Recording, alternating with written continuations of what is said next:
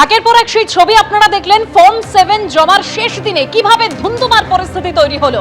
আর এই পরিস্থিতিতেই এবার পশ্চিমবঙ্গ বিজেপির তরফে কমিশনকে সময়সীমা বাড়ানোর জন্য চিঠি দেওয়া হলো, অর্থাৎ আর্জি জানিয়ে চিঠি দেওয়া হলো কমিশনকে। সময়সীমা আরো এক সপ্তাহ বাড়ানো হোক, চিঠিতে এরকমই আর্জি জানিয়েছে বিজেপি। ফর্ম 7 জমা ঘিরে পশ্চিমবঙ্গে অভূতপূর্ব পরিস্থিতি তৈরি হয়েছে।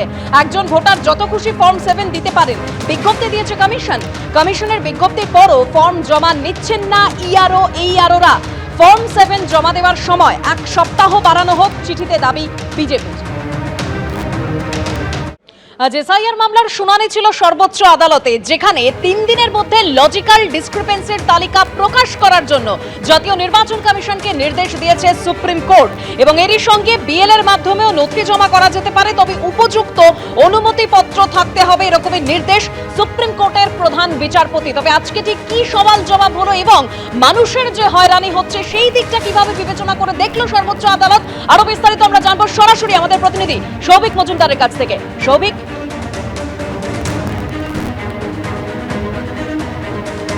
দেখো, সুপ্রিম কোর্টের তরফ থেকে যে সময়সীমা নির্ধারিত করে দেওয়া হয়েছে সেই সময়সীমা মেনেই বা সেই নির্দেশ মেনেই জাতীয় নির্বাচন কমিশনকে পশ্চিমবঙ্গের এসআইআরের যে কার্যকলাপ সেটা তাদের সংগঠিত করতে হবে।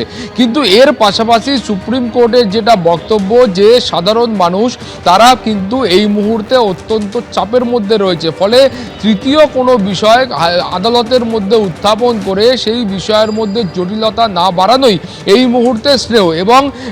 এবং তার পাশাপাশি যারা পশ্চিমবঙ্গের ভোটার রয়েছেন, ভোটারদের যাতে আরও সুবিধা হয় সেই জন্য সুপ্রিম কোর্টের তরফ থেকে বলা হয়েছে যে 1,36,00,000 প্রায় ভোটারের মধ্যে লজিক্যাল ডিসক্রিপেন্সি তারা পেয়েছিলেন, তাদের নামের যে লিস্ট রয়েছে সেটা কিন্তু পঞ্চায়েত অফিসে, বিডিও অফিসে এবং তার পাশাপাশি পুরো এলাকার ক্ষেত্রে ওয়ার্ড অফিসে টাঙিয়ে দিতে হবে, যাতে সাধারণ মানুষ সেখান থেকে বুঝতে পারে যে তাদের ঠিক কোন কোন জায়গায় অসুবিধা রয়েছে বা কোন কোন তথ্য নির্বাচন কমিশনের কাছ থেকে চাওয়া হচ্ছে। তাদের যখন শুনানিতে ডাকা হবে সেই সময় তাদেরকে হিয়ারিংয়ের জন্য কোন কোন তথ্য বা কোন কোন ডকুমেন্ট নিয়ে যেতে হবে সেই সম্পর্কে তারা যেন অবগত থাকেন, সেই জন্যই সুপ্রিম কোর্টের তরফে এই নির্দেশ, এমনটাই কিন্তু আইনজীবীরা বলছেন। তার পাশাপাশি সুপ্রিম কোর্টের তরফ থেকে এটাও বলা হয়েছে যে এই যে ডকুমেন্ট সংগ্রহ করার যে কাজটা, সেই কাজটা কিন্তু স্থানীয় যে পঞ্চায়েত অফিস রয়েছে বা ওয়ার্ড অফিস রয়েছে বা এই সমস্ত যে জায়গাগুলো যেগুলো মানুষের কাছে অপেক্ষাকৃত নিকটবর্তী জায়গা, সেই সমস্ত জায়গায় করতে হবে। তার কারণ হলো সেটা হলে মানুষকে বহু দূরে গিয়ে তাদের এই যে এসআইআরের শুনানি সেই প্রক্রিয়ায় অংশগ্রহণ করতে হবে না।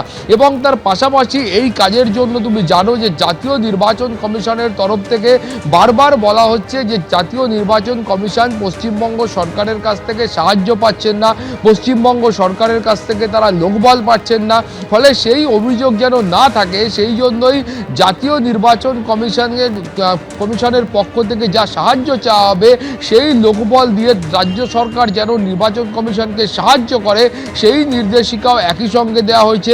তার পাশাপাশি তুমি জানো যে একইভাবে এই অভিযোগও উঠছিল যে একাধিক জায়গায় এই যে হয়রানিকে কেন্দ্র করে মানুষের মধ্যে বিক্ষোভ, হয়রানির বিষয়টি আজকে সুপ্রিম কোর্টের আলোচনা হয়েছে এবং এই জায়গায় সুপ্রিম কোর্টের আজকের এই নির্দেশ। ধন্যবাদ তোমাকে। সরাসরি চোখ রাখবো তৃণমূলের সাংবাদিক বৈঠকে। আমাদের দাবি কি ছিল যে বিএলএ কে অ্যালাউ করতে হবে, প্রত্যেকটা নির্বাচন কমিশন নস্যাৎ করে দিয়েছিলেন। সেদিনই আমাদের নেতা সর্বভারতীয় সাধারণ সম্পাদক অভিষেক বন্দ্যোপাধ্যায় বলেছিলেন যে আপনি যা করবেন সেটাই শেষ কথা হতে পারে না, আমরা দরকারে সর্বোচ্চ আদালতে যাব এবং আমরা আশা করি সর্বোচ্চ আদালতের কাছে বাংলার সাধারণ মানুষের জন্য মমতা ব্যানার্জির যে লড়াই, সেই লড়াইটা মান্যতা পাবে। মহামান্য উচ্চ আদালতকে আমরা ধন্যবাদ জানাচ্ছি, আমরা কুর্নিশ জানাচ্ছি।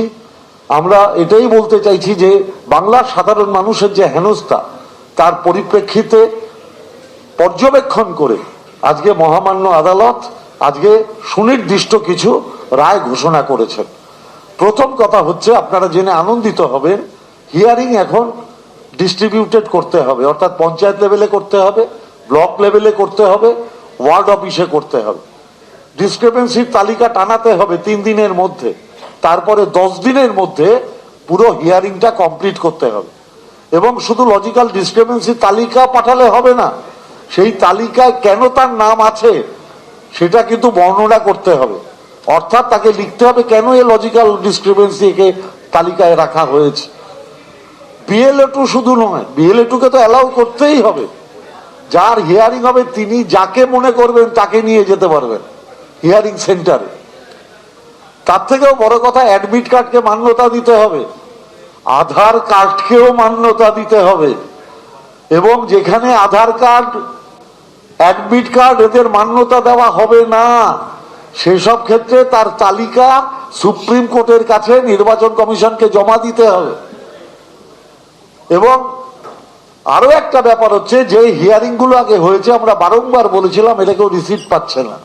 অর্থাৎ আমি যে সঠিক কাগজ জমা দিয়েছি তার কোনো প্রমাণ আমার কাছে থাকছে না। এটা কেন করেছিল?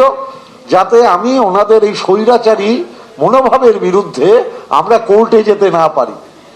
আজকে সুপ্রিম কোর্ট মহামান্য আদালত আজকে এটা বলে দিয়েছে যে ভাই রিসিপ্ট দিতে হবে, দরকারে হিয়ারিং প্রসেসটা আবার প্রথম থেকে শুরু করতে হবে।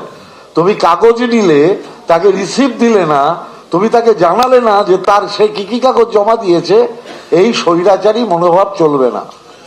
আমরা যেটা এর আগেও লাগাতার প্রেস কনফারেন্স করে বলেছি, আজকে আবার বলছি যে আমরা যে কথাগুলো বলেছিলাম সেটা যে ন্যায্য ছিল, মানুষের অধিকারের দাবিতে আমাদের যে আন্দোলন, মমতা ব্যানার্জির যে আন্দোলন, অভিষেক বন্দ্যোপাধ্যায়ের যে আন্দোলন, সেটা যে ন্যায্য ছিল বাংলার মানুষের স্বার্থে, আজকে তাকে মান্যতা দিল মহামান্য আদালত। আমাদের এটুকুই বলার।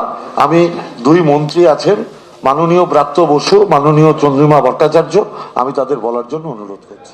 এবিপি আনন্দ, এগিয়ে থাকে, এগিয়ে রাখে।